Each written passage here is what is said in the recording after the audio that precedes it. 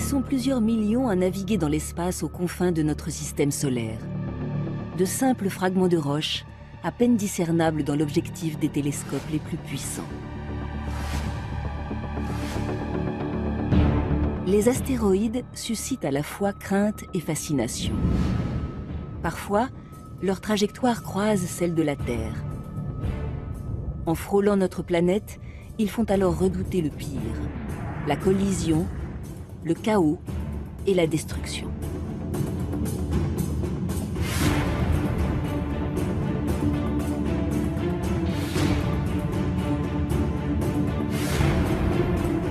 Mais ces objets célestes au pouvoir dévastateur renferment aussi en leur cœur de véritables trésors. De l'eau, du fer et même de l'or ou du platine.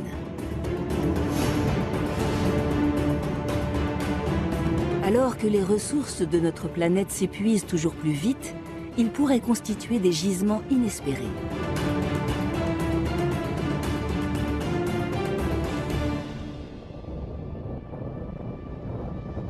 Faut-il avoir peur de ces cailloux venus du ciel?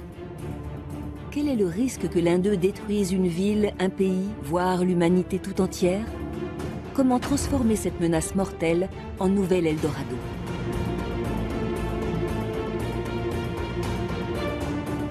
Dans les agences spatiales du monde entier, astronomes, ingénieurs et physiciens organisent la surveillance. Une nouvelle ère spatiale est désormais lancée à la conquête de ces objets qui nous entourent, pour le pire et pour le meilleur.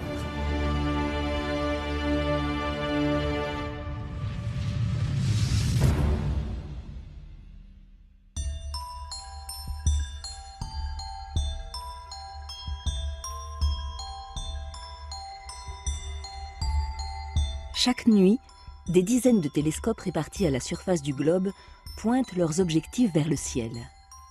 Leur mission, traquer les astéroïdes qui naviguent dans notre système solaire.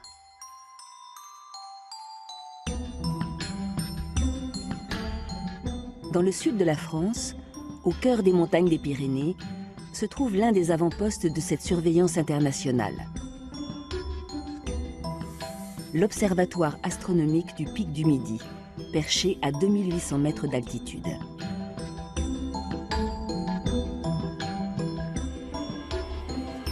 François Colas, astronome au CNRS, passe ses nuits entières à guetter les moindres petits mouvements dans le ciel.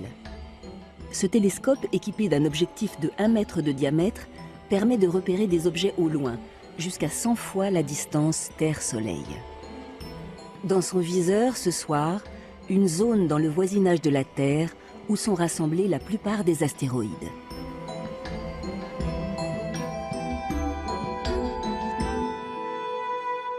Les astéroïdes dans le système solaire actuel, ils sont tous situés entre Mars et Jupiter. Et puis il y en a quelques-uns qui sont un peu plus près, quelques-uns qui sont un peu plus loin, mais le gros troupeau des astéroïdes, il est vraiment ici. 99% qu'on connaît sont ici. Donc en fait, on appelle ça la ceinture principale d'astéroïdes. Donc si on pouvait les voir à l'œil nu, on verrait plein d'objets qui se déplacent dans le même endroit où se déplacent les planètes. Ainsi, à seulement 100 millions de kilomètres de chez nous, des milliards de débris rocheux, allant de simples grains de poussière à plusieurs centaines de kilomètres, gravitent autour du Soleil.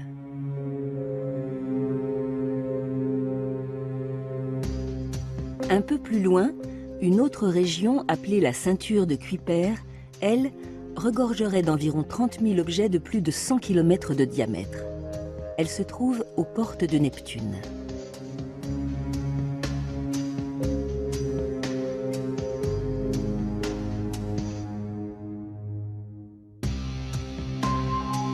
Il y a 4,6 milliards d'années, ces corps célestes occupaient alors tout notre système solaire. Durant leur rotation autour du Soleil naissant, les collisions étaient légion.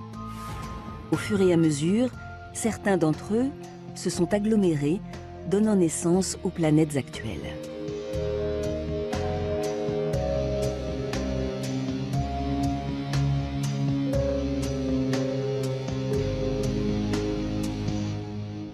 qu'une planète, normalement, elle a dû nettoyer en fait toute la zone où il y a son orbite. Tous les astéroïdes qui étaient dans cette zone ont été nettoyés. Ils ont été ou accrétés par la planète ou ils ont été éjectés ailleurs. Aujourd'hui, les astéroïdes encore en course intéressent les chercheurs au plus haut point. Ce sont les corps les plus primitifs du système solaire qui renferment en eux les secrets de nos origines. Mais tôt ou tard, ils sont aussi voués à engendrer d'énormes collisions. Cette nuit, François Colas surveille l'un d'entre eux repéré il y a plusieurs années déjà, mais qui pour l'instant n'a livré que de vagues approximations sur sa taille ou sa trajectoire. Après avoir suivi ces déplacements pendant plusieurs heures, les images recueillies sont analysées en détail. Donc ça, c'est l'image en fait où il n'y a pas d'astéroïde, l'image qui a une trentaine d'années. Et ça, c'est l'image qu'on vient de prendre. Et donc ce qu'on voit, c'est que l'objet là, il est en plus. Voilà.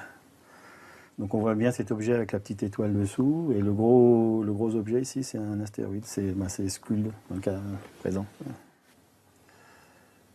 Je rentre le nom de l'astéroïde, je rentre la date de l'observation. Donc ce que je vais lui demander maintenant, c'est de calculer la position de l'astéroïde à cette date-là. Grâce à ces observations, le chercheur peut estimer sa trajectoire, mais pas seulement. En fonction de la luminosité, on peut calculer à peu près la taille de cet objet. Donc nous, on avait 12, voilà, ici. En fait, l'objet, il fait entre 7 et 24 km. Skuld fait partie des 560 000 astéroïdes de plus d'1 kilomètre de diamètre déjà répertoriés par les scientifiques. Dans le monde entier, le recensement de ces colosses avance à grands pas, mais le travail restant à accomplir est considérable. Alors il y a 20 ans, il y avait un programme et l'idée c'était de détecter tous les objets qui font plus de 1 km. Et là maintenant, on connaît en gros 90-95% de ces objets. Et maintenant l'idée c'est de trouver en fait tous les objets qui font plus que 150 mètres. Et ça c'est un projet à 10-20 ans, quoi.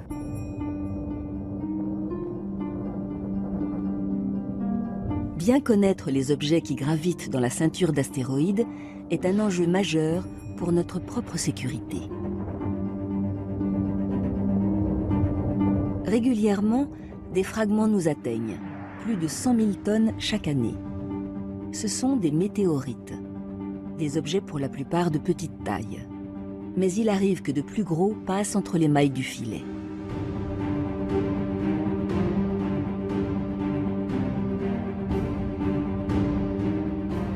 Le 15 février 2013 à 9h20 heure locale, dans la petite ville de Tcheliabinsk en Russie, une énorme boule de feu traverse le ciel avec un bruit assourdissant.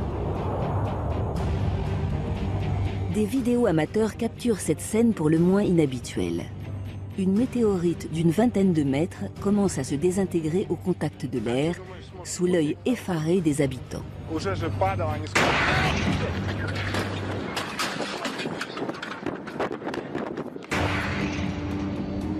Une explosion de 30 fois la puissance de la bombe atomique d'Hiroshima l'a fait soudain voler en éclats à 5000 mètres d'altitude. L'onde de choc détruit d'innombrables bâtiments et fait plus de 1000 blessés.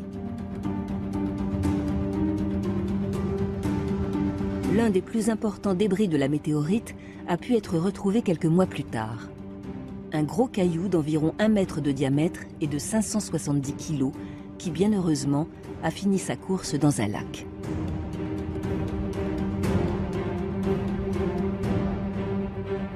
Mais selon les spécialistes, un objet assez large pour détruire une ville entière frappe la Terre en moyenne tous les 100 ans.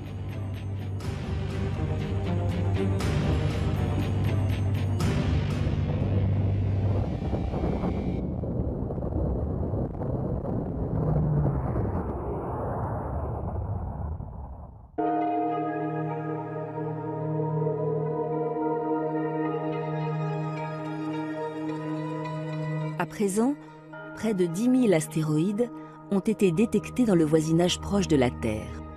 On les appelle les géocroiseurs. Ils s'approchent dangereusement de notre planète et croiseront notre chemin un jour ou l'autre. un millier d'entre eux feraient plus d'1 kilomètre de diamètre, de quoi détruire une région entière ou ravager un pays.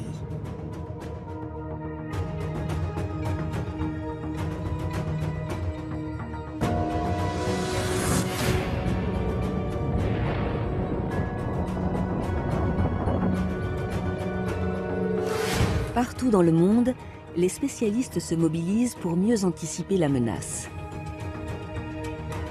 Quelques mois après la catastrophe russe, l'Agence spatiale européenne a ainsi inauguré un centre entièrement dédié à la surveillance des astéroïdes dangereux, l'ESRIN.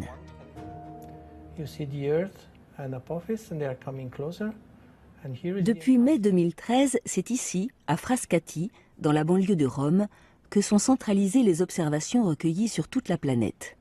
Objectif, mieux caractériser la menace. Regardons un peu les autres. Allons voir sur la page des risques. Voilà, ici c'est la liste depuis 8 jours. Et ça c'est le plus gros, 1 kilomètre.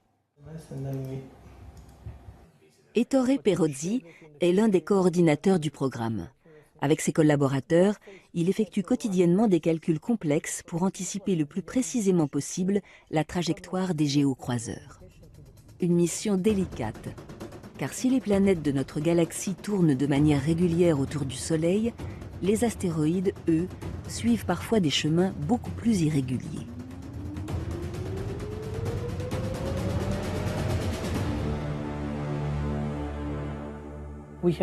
Ces astéroïdes sont en très grand nombre. Ils gravitent tous autour du Soleil, tout comme les planètes. Cela peut durer des millions d'années. La plupart d'entre eux ne quitteront jamais la ceinture d'astéroïdes. Mais il y en a certains qui peuvent adopter un comportement chaotique.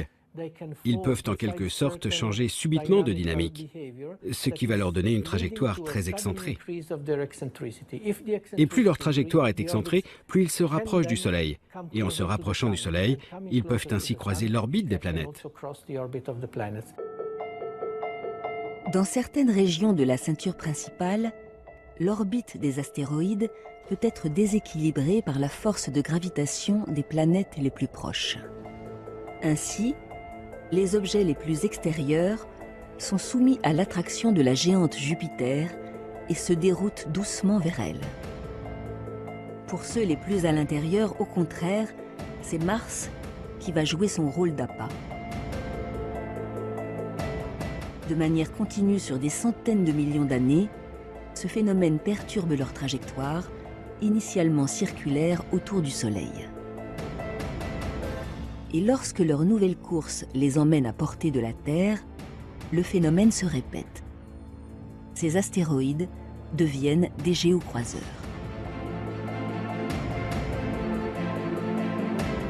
Le risque de les voir chuter est alors maximal.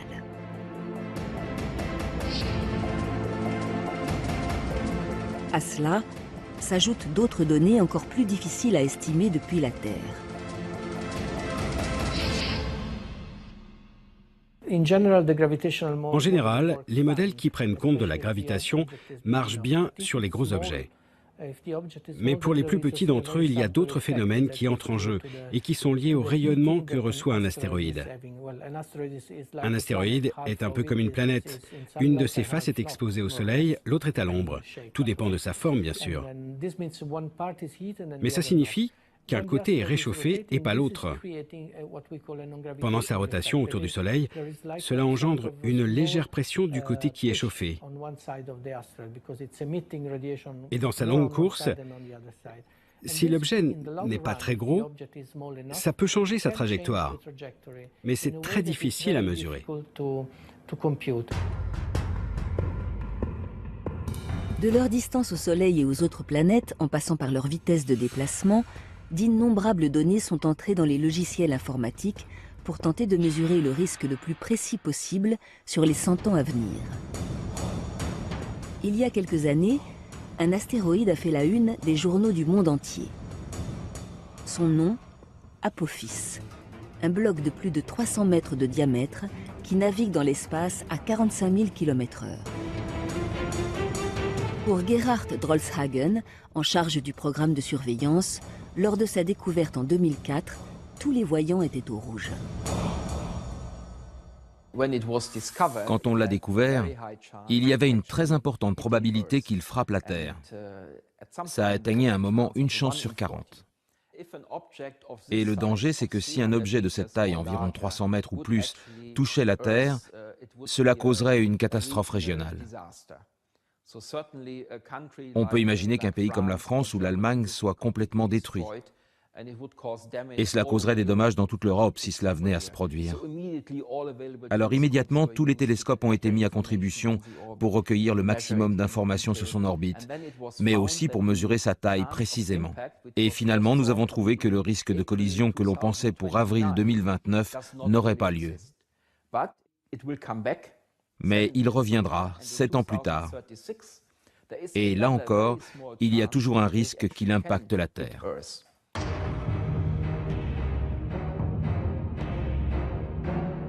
En 2036, Apophis doit à nouveau frôler la Terre et raviver ainsi la crainte. Car s'il vient un jour à s'écraser sur notre planète, la collision dégagerait une énergie de 400 millions de tonnes de TNT.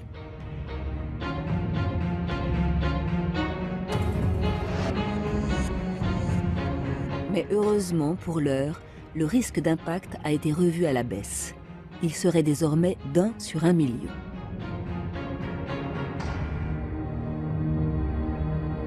Comme Apophis, de nombreux objets évoluent à proximité de la Terre, tapis dans l'ombre. Depuis le sol, 20 à 30% des astéroïdes ne sont pas détectés. Les agences spatiales internationales tentent donc d'améliorer la surveillance de cette menace invisible. Et pour y parvenir, elles multiplient les dispositifs d'observation sur Terre, mais aussi dans l'espace.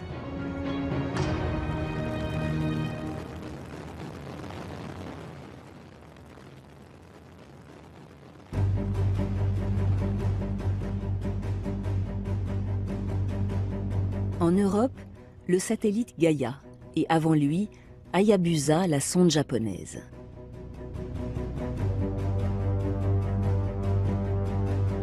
Depuis plusieurs années, toutes les nouvelles missions spatiales qui voient le jour nous en apprennent un peu plus sur les géocroiseurs qui naviguent près de la Terre.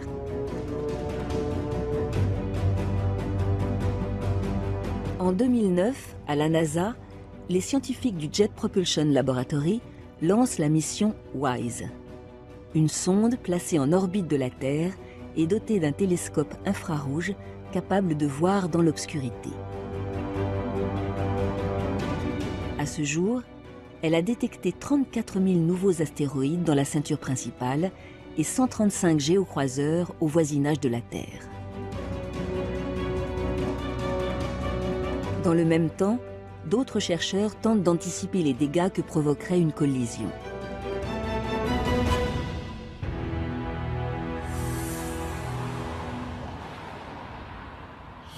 À San José, en Californie, une équipe de la NASA se prépare au pire scénario d'impact.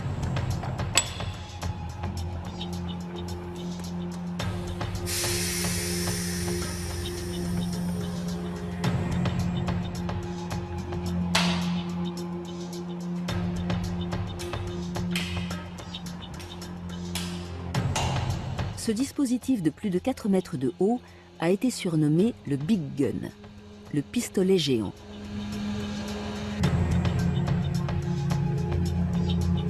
Pour tester les conséquences des chutes de météorites, l'engin propulse à très haute vitesse de petits projectiles de quelques millimètres de diamètre.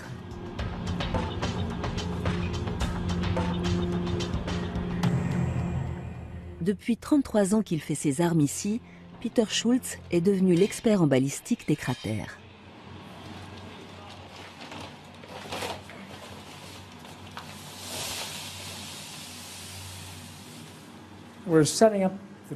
Là, on prépare la cible qui est faite de sable. Ça nous permet de reproduire ce qu'il se passe quand on provoque un impact à très grande vitesse. Normalement, ça pulvérise tout. On peut faire ça à petite échelle, mais ça nous aide à comprendre le phénomène à plus grande échelle. Pour ce premier tir dans le sable, le chercheur veut mesurer la puissance de l'onde de choc qui ravagerait la surface de la Terre si un objet venait s'écraser à grande vitesse.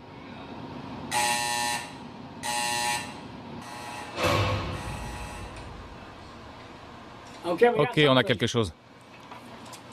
Dans la salle de contrôle, l'impact est filmé sous tous les angles par des caméras qui captent jusqu'à 1 millier d'images par seconde.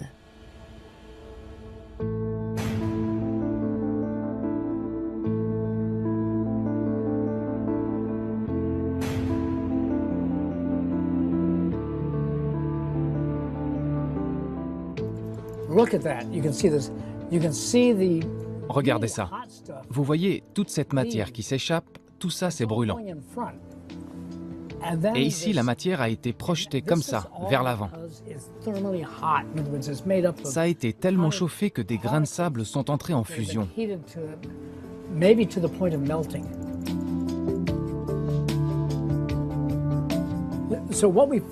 Ce qu'on peut comprendre en capturant chaque étape, c'est que cette matière qui s'échappe le plus vite va pouvoir aller très loin. Donc même pour un impact avec un angle de 45 degrés, il faut s'attendre à beaucoup de matière qui s'échappe et qui touchera de larges territoires à la surface de la Terre.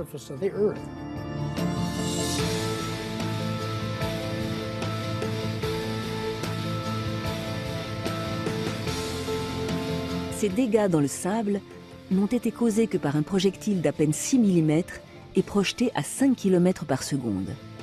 C'est la vitesse de croisière de certains astéroïdes qui nous frôlent.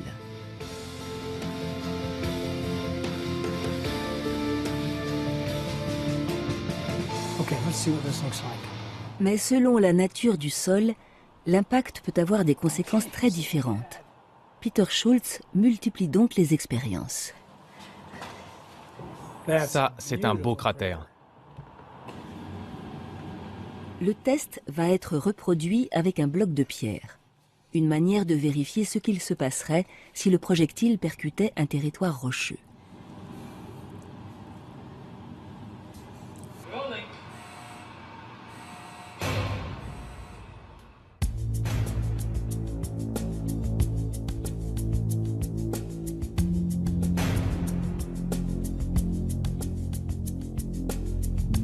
Le choc est si puissant que de gros débris sont expulsés à une vitesse de 54 000 km/h. Et au point d'impact, la température atteint plus de 300 degrés.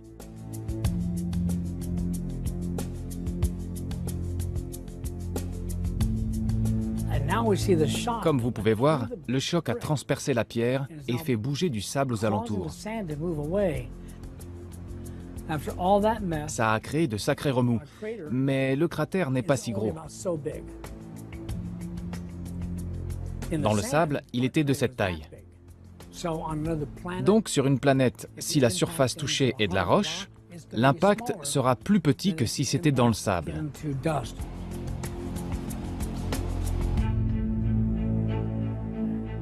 Les résultats de ces expériences menées à petite échelle peuvent être transposés aux conditions réelles. Ainsi, en fonction de la taille d'une météorite, mais aussi de l'endroit où elle tomberait, des mesures préventives pourraient être prises, comme évacuer les populations aux alentours du point d'impact.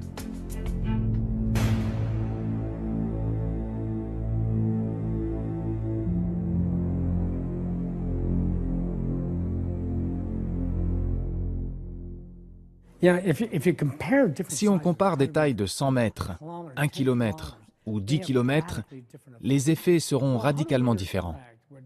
Un objet de 100 mètres va causer un cratère. Il y aura énormément de débris qui vont gagner l'atmosphère. Les plus gros d'entre eux retomberont, mais toute cette matière va créer d'énormes nuages qui occulteront le soleil temporairement dans certaines régions. Mais les choses s'arrangeront. Il y aura de gros dégâts, mais localement. Un impacteur de 1 km, un objet aussi gros, là, on parle de sérieux problèmes.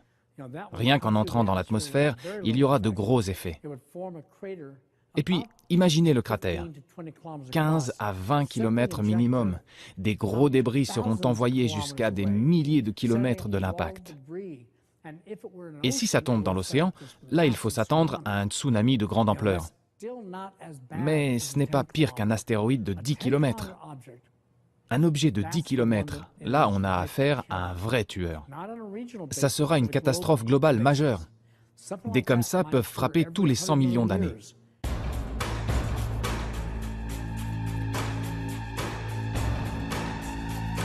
Un peu partout à la surface du globe, ces mastodontes venus du ciel ont autrefois laissé d'énormes cicatrices. Aux États-Unis, au cœur du désert de l'Arizona, le cratère de Barringer mesure 200 mètres de profondeur pour 1,5 km de diamètre. Il est le stigmate d'une collision dramatique survenue il y a 50 000 ans.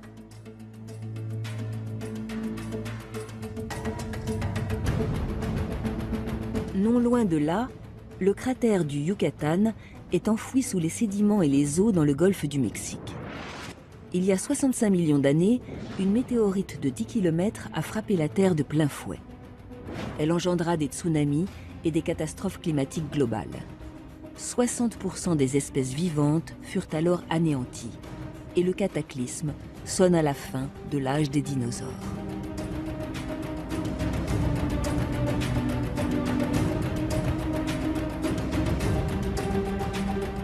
De tout temps, ces collisions ont aussi modifié l'ensemble de notre système solaire. Il n'y a qu'à lever les yeux vers le ciel pour visualiser le résultat d'un choc monumental avec la Terre qui, il y a 4,5 milliards d'années, donna naissance à la Lune.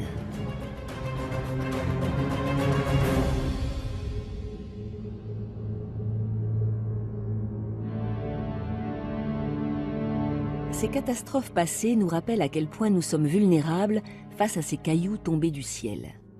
Mais comment l'humanité peut-elle se protéger? Que faire pour survivre à un impact annoncé? Depuis plusieurs années, la communauté scientifique se mobilise. Son objectif? Mettre au point des dispositifs capables de dévier la course d'un astéroïde tueur. Fin 2013, l'Organisation des Nations Unies a même constitué une équipe de spécialistes chargée de réfléchir aux scénarios les plus réalistes. Jean-Yves Prado, ingénieur au CNES, est l'un d'entre eux. La seule chose qu'on puisse faire pour un astéroïde, pour modifier les conditions et les éviter les conditions d'impact, c'est soit de l'avancer, soit de le retarder par rapport au moment où théoriquement il passerait près de la Terre. Donc pour ça, les moyens qu'on peut envisager, c'est des moyens brutaux, c'est-à-dire qui délivrent une impulsion forte mais très brève, dont l'effet se fait sentir évidemment au bout de peut-être plusieurs années, ou alors au contraire une impulsion qui est plus continue mais qui est beaucoup plus faible. Des dispositifs dignes des meilleurs romans de science-fiction sont à l'étude. Certains imaginent une sonde capable de dévier un astéroïde par gravité. Ou encore, l'utilisation d'un laser ultra puissant permettant de pulvériser un bloc rocheux en débris inoffensifs. D'autres envisagent quant à eux de modifier la course d'un objet céleste grâce à de gigantesques panneaux occultant la lumière du Soleil.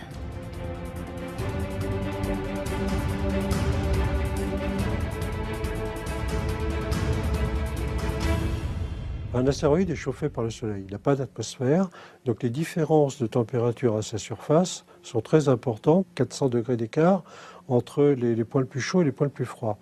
Pour refroidir les parties les plus chaudes, il suffit d'intercaler à quelques centaines de mètres ou quelques kilomètres une surface ou un filet ou quelque chose qui tamise, qui réduise la quantité d'énergie reçue par le sol de l'astéroïde, du Soleil, donc qui permettent de modifier et de refroidir.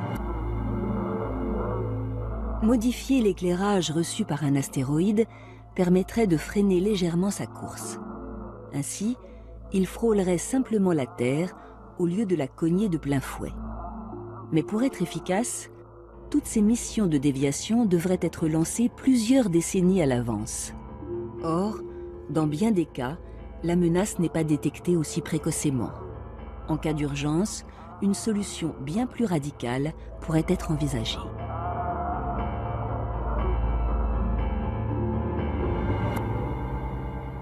La seule méthode, très violente, pour laquelle on peut penser qu'elle est la solution à tous les problèmes d'impact, c'est de faire exploser à proximité de l'astéroïde une bombe nucléaire, ou plusieurs, si compte tenu de la taille de l'astéroïde. Évidemment, ça pose des problèmes éthiques et juridiques, puisque l'envoi dans l'espace d'éléments nucléaires et interdit par tous les traités internationaux des Nations Unies.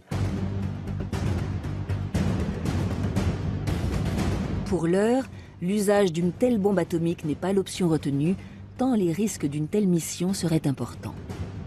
Mais un autre dispositif plus prometteur est aujourd'hui sérieusement étudié. Il s'agit de ce que l'on appelle un impacteur cinétique. Son principe, percuter un astéroïde à plus de 30 000 km/h.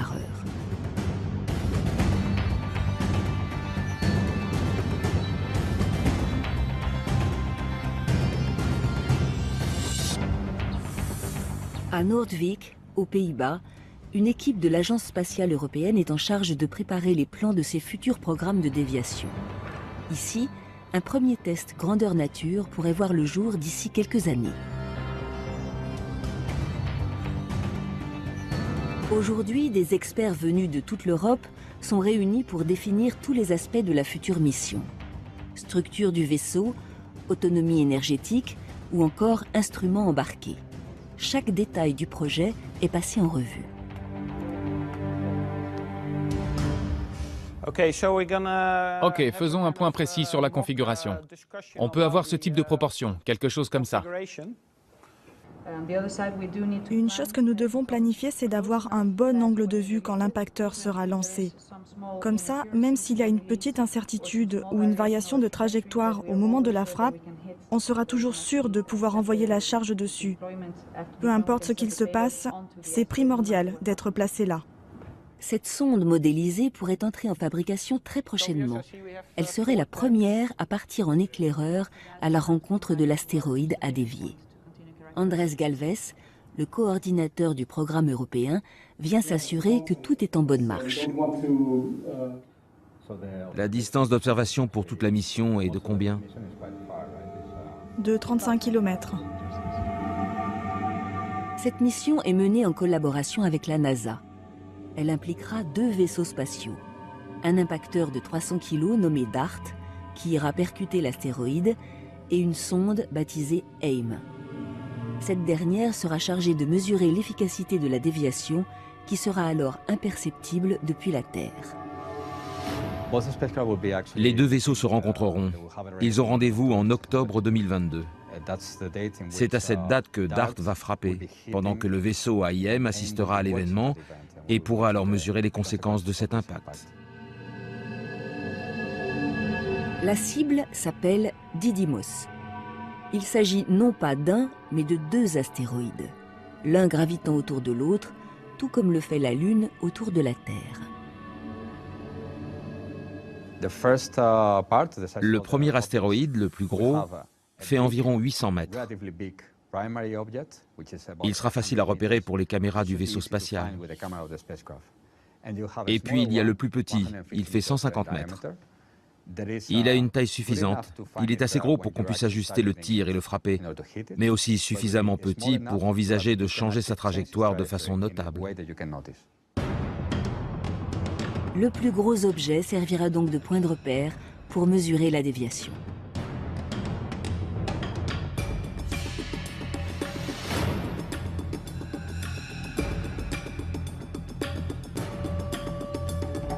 Si la mission est un succès, de nombreux autres géocroiseurs pourraient un jour être déroutés, à condition bien sûr qu'ils ne soient pas trop gros. À présent, envoyer des sondes dans l'espace à la découverte des astéroïdes qui nous entourent est devenu quasi routinier. Tout l'enjeu est désormais de parvenir à s'y poser afin d'y effectuer des prélèvements pour mieux comprendre ce qu'ils resserrent. Un projet qui pourrait paraître utopique. Pourtant, depuis quelques années, les missions d'exploration spatiale ont franchi des étapes cruciales. En ligne de mire, d'autres objets célestes, les comètes. Tout comme les astéroïdes, elles sont des reliques de la formation de notre système solaire. Elles sont composées de glace et de poussière et ont déjà croisé la route de notre planète. En 2006, après 8 années de voyage, la sonde Stardust ramène sur Terre des échantillons de poussière captés dans la queue d'une comète. Un exploit jamais réalisé auparavant. En 2014, les astronomes font un pas de plus avec la mission Rosetta. Pour la première fois, ils parviennent à envoyer une sonde en orbite autour d'une comète de 4 km de diamètre et à 434 millions de kilomètres de la Terre. Grâce à l'atterrisseur Philae, les scientifiques espèrent collecter des données inédites.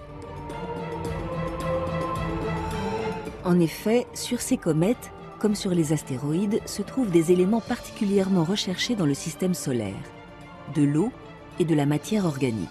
Ainsi, au cours de l'histoire, ces bombardements ont aussi été providentiels, apportant sur Terre les ingrédients essentiels à l'apparition de la vie.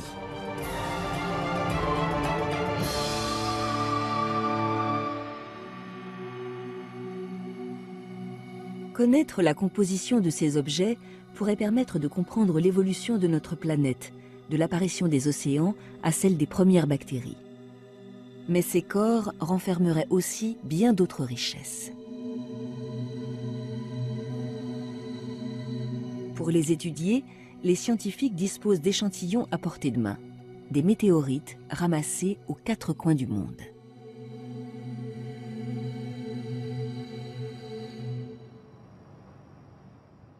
À Paris, dans le laboratoire d'études de la matière extraterrestre, la composition de ces objets est analysée.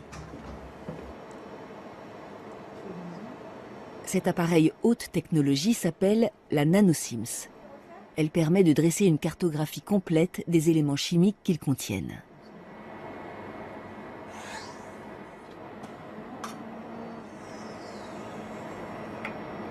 Okay.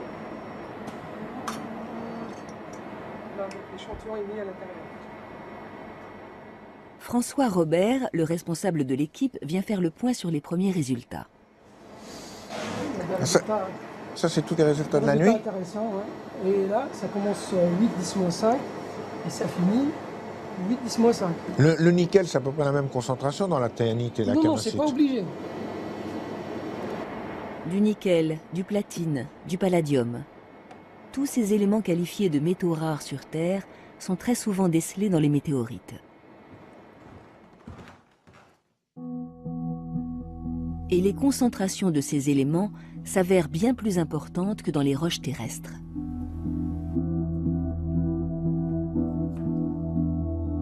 Cet échantillon conservé au laboratoire en est la preuve. Donc ça c'est une météorite de fer, on la reconnaît bien, elle a des structures tout à fait particulières. Et on voit très très bien ici les entrecroisements des minéraux métalliques. Ces deux formes minéralogiques du nickel qui forment ces figures qui sont très caractéristiques. Sur la Terre, il n'y a aucun caillou qui ressemble à ça.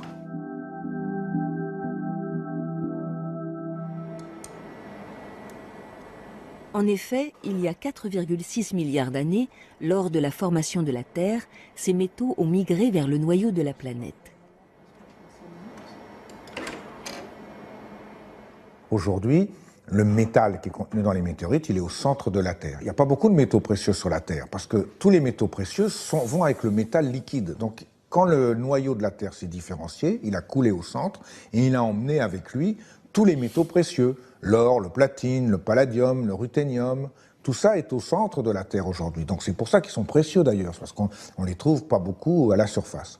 Dans les météorites, ils sont présents en abondance qu'on appelle l'abondance solaire, c'est-à-dire une abondance 100 à 1000 fois quand même l'abondance des roches terrestres habituelles. Tous ces éléments sont présents dans nos objets quotidiens, les batteries, les smartphones ou encore les ordinateurs. Mais à la surface de la Terre, les faibles ressources minières s'épuisent inexorablement. Une solution serait donc de pouvoir les exploiter directement dans les astéroïdes. Certains d'entre eux pourraient être des blocs de métaux purs, avec à leur surface des concentrations d'or et d'argent et de bien d'autres éléments rares dépassant largement les ressources terrestres. Aux États-Unis, plusieurs jeunes start-up se sont lancés dans ce bon filon. La société Planetary Resources compte parmi ses investisseurs le cofondateur de Google ou le cinéaste James Cameron. Elle lançait en 2012 son premier clip promotionnel vantant un projet fou. Planetary Resources veut rendre accessibles ces ressources naturelles en faisant de l'extraction minière sur les astéroïdes proches de la Terre. Installer des mines sur un astéroïde pour en exploiter le métal et le commercialiser sur Terre, cette entreprise n'est pas la seule à y penser. Elle compte une principale concurrente, Deep Space Industries.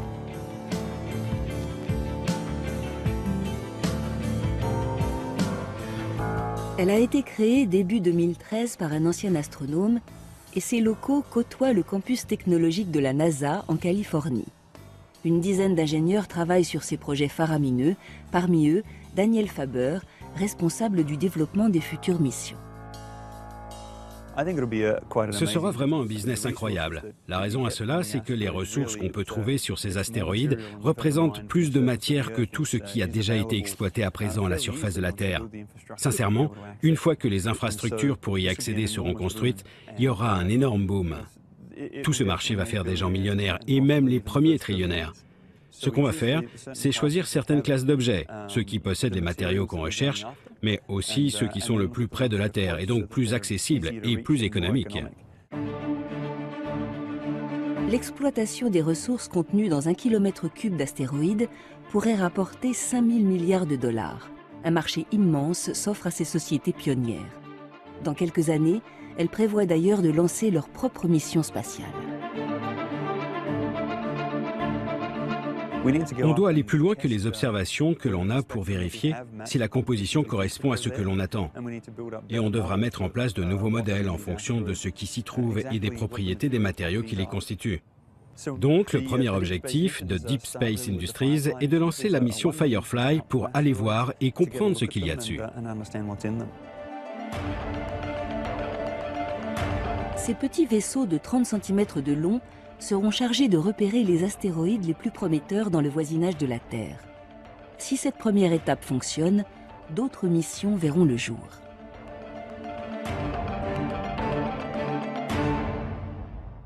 Ensuite, on lancera la mission Dragonfly.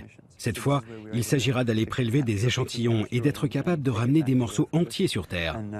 Par la suite, on travaillera avec des morceaux de plus en plus gros. Au-delà de ça, on pourra passer à la phase d'extraction et en ramener des milliers de tonnes. Mais pour que ces astéroïdes deviennent le nouvel Eldorado tant attendu, il faudra parvenir à dépasser un obstacle de taille, le coût exorbitant des missions. Il se chiffre en milliards de dollars. À l'avenir, tout l'enjeu est de minimiser les dépenses liées au décollage depuis la Terre.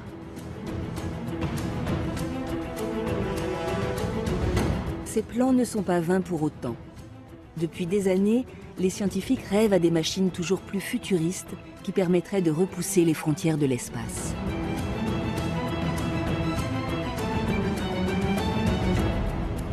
Pour Christophe Bonal, expert au CNES, s'affranchir de la gravité est un enjeu fondamental pour les futures missions spatiales. Pour cela, l'un des projets phares serait de construire un ascenseur géant. Une cabine au départ de la surface du globe, suspendue à un câble flottant dans l'espace.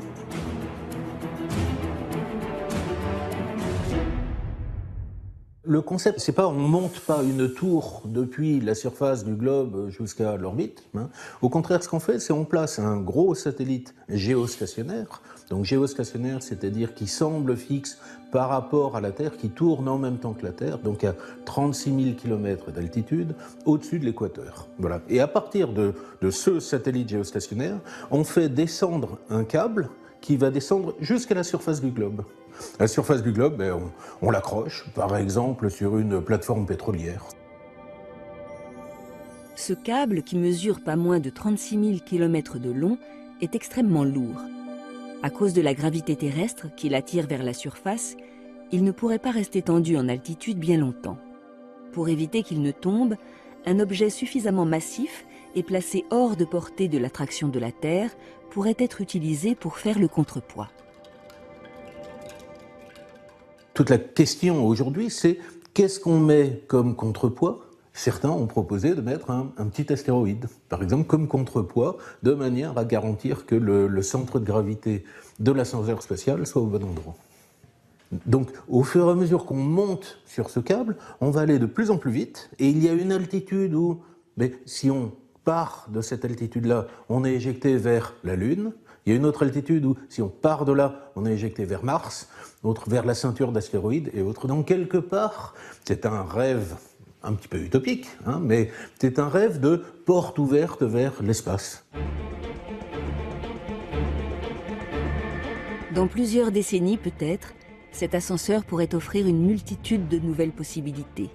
Envoyer du matériel dans l'espace et rendre viable l'exploitation des minerais sur les astéroïdes.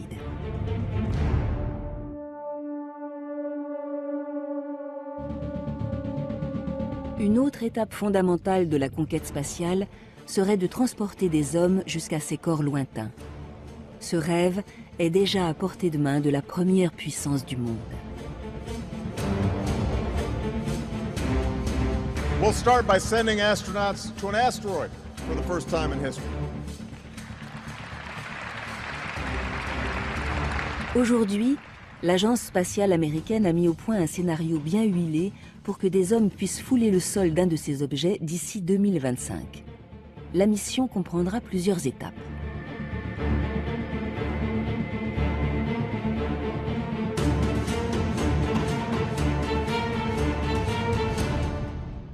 L'idée serait de capturer un petit astéroïde, hein, on parle de 7 ou 8 mètres de diamètre, l'enfermer dans une espèce de filet, faire toute une trajectoire extrêmement complexe pour l'emmener à proximité vers chez nous, hein, typiquement autour de la Lune.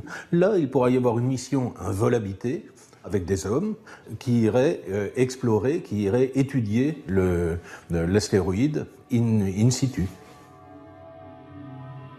Un vaisseau qui prendrait dans son filet un astéroïde pour le tracter jusqu'à un point donné. Un tel projet semble tout à fait réalisable pour ce spécialiste. La mission en elle-même est extrêmement ambitieuse parce qu'extrêmement complexe, mais ne s'appuie que sur des technologies dont on dispose déjà aujourd'hui. Hein, c'est le lanceur lourd SLS est en cours de développement en ce moment. Son premier vol est prévu, je crois, en 2019. La capture de l'astéroïde proprement dit est un peu complexe, mais fait appel qu'à des techniques qui sont déjà connues. Donc, il n'y a pas réellement de difficultés autres que financières et décisionnelles et politiques, comme d'habitude. Déjà, des sessions d'entraînement en apesanteur sont organisées pour préparer les futurs astronautes à des conditions qui ne ressembleront à aucune autre. Des températures extrêmes, une force de gravité proche de zéro et des dizaines de mètres cubes de roches à explorer. Si cette mission voyait le jour, ce serait une toute nouvelle ère de la conquête spatiale qui s'offrirait au monde entier. En fonction de ce qu'on arrivera à trouver sur les astéroïdes, au fur et à mesure qu'on va aller les explorer, on pourra imaginer des scénarios permettant de se servir des ressources de ces astéroïdes. Je sais pas, peut-être qu'on peut récupérer de l'oxygène, voire de l'hydrogène, faire des carburants pour fusées, par exemple. Donc là, on pourrait imaginer de se servir des astéroïdes comme point intermédiaire vers des missions beaucoup plus lointaines et sur lesquelles on pourrait faire le plein, hein, ni plus ni moins. C'est crédible, c'est pas demain. Dans le futur, les astéroïdes seront de véritables tremplins pour les missions spatiales. Ils pourraient fournir un ravitaillement aux vaisseaux en route vers des contrées lointaines de l'espace et combler les carences minérales de la Terre grâce à leur abondante richesse.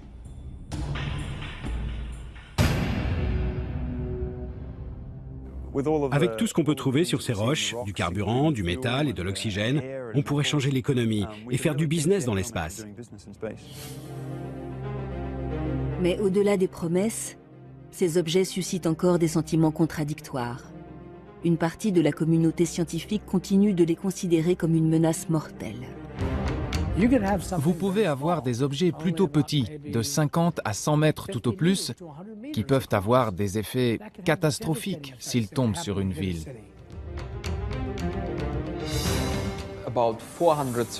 Environ 430 géocroiseurs sont connus et pourraient potentiellement frapper la Terre dans les 100 prochaines années. Aujourd'hui, malgré une surveillance accrue des astéroïdes, le risque zéro n'existe pas. Mais grâce aux scénarios les plus fous mis au point dans les agences spatiales, il est désormais possible d'imaginer en réchapper. C'est une démonstration pour prouver que nous pouvons le faire. Parce que le jour où cela se présentera vraiment, il faut être sûr que toutes les technologies seront prêtes. Les nouvelles connaissances et les progrès technologiques éloignent chaque jour un peu plus le danger. Mais qu'il s'agisse de dérouter des astéroïdes ou de les exploiter, la finalité de toutes les futures missions soulève aussi de nombreuses questions. Une déviation serait-elle dénuée de risques? Où fixerons-nous les limites de l'exploration de ces objets? Demain, les États, les agences spatiales et les sociétés privées lancées dans cette nouvelle conquête pourraient se disputer ces cailloux très convoités. Verrons-nous un jour de nouvelles frontières entre les nations se dessiner dans l'espace? Ce sont ces enjeux éthiques, économiques et technologiques qu'il faudra dépasser à l'avenir pour faire de ces astres terrifiants le nouveau Graal.